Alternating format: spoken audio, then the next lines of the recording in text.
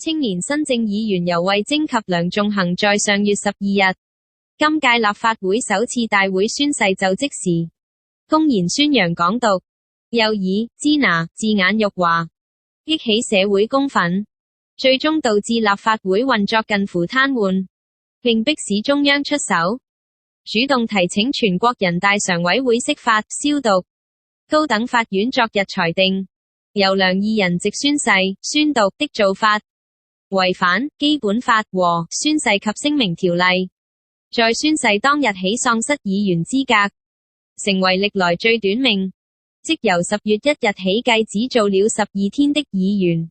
由梁質疑法院裁決凌駕民主選舉，表明會提出上訴，其中游蕙禎更聲言會去信英國求助。港府則歡迎法院判決，會在研究判詞後決定下一步行動，包括會否要求法院取消更多本土及自決派議員的資格。尤及梁上月12日宣誓時公開展示香港不是中國的標語，又將 China 讀成具辱華含義的支那，其中尤更在支那之前加上英語粗口 fucking， 遭立法會秘書長陳維安即場裁定宣誓無效。立法會主席梁君彥其後一度批准兩人重新宣誓，遭特首及特區政府入稟高院提出司法覆核，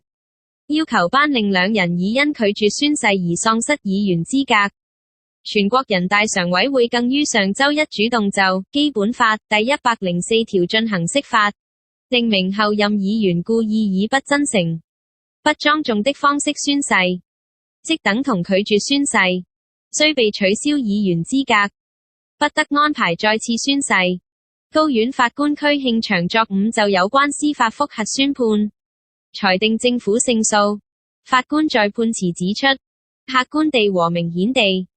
由梁當日宣誓時並非擁護基本法和承認香港是中國不可分割的一部分，他們已違反基本法和宣誓及聲明條例。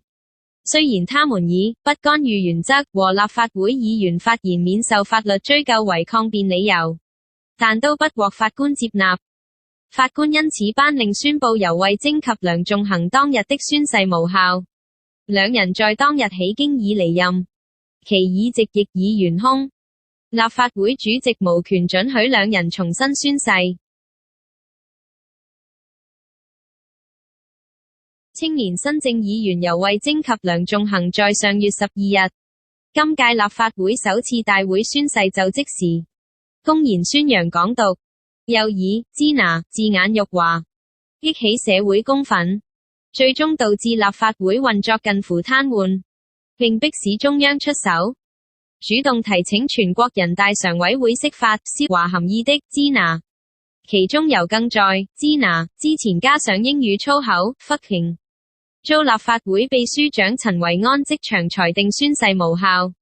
立法會主席梁君彥其後一度批准兩人重新宣誓，遭特首及特區政府入稟高院提出司法覆核，要求頒令兩人已因拒絕宣誓而喪失議員資格。全國人大常委會更於上周一主動就《基本法》第104條進行釋法，定明候任議員故意以不真誠、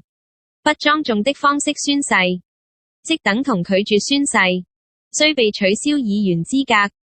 不得安排再次宣誓。高院法官區慶祥昨午就有關司法覆核宣判，出上訴，其中游蕙禎更聲言會去信英國求助。港府則歡迎法院判決，會在研究判詞後決定下一步行動，包括會否要求法院取消更多本土及自決派議員的資格。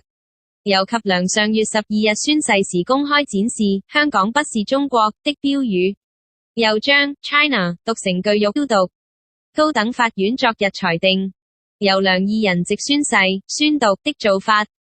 違反基本法和宣誓及聲明條例，在宣誓當日起喪失議員資格，成為歷來最短命，即由10月1日起計只做了12天的議員。由梁質疑法院裁決凌駕民主選舉，表明會提出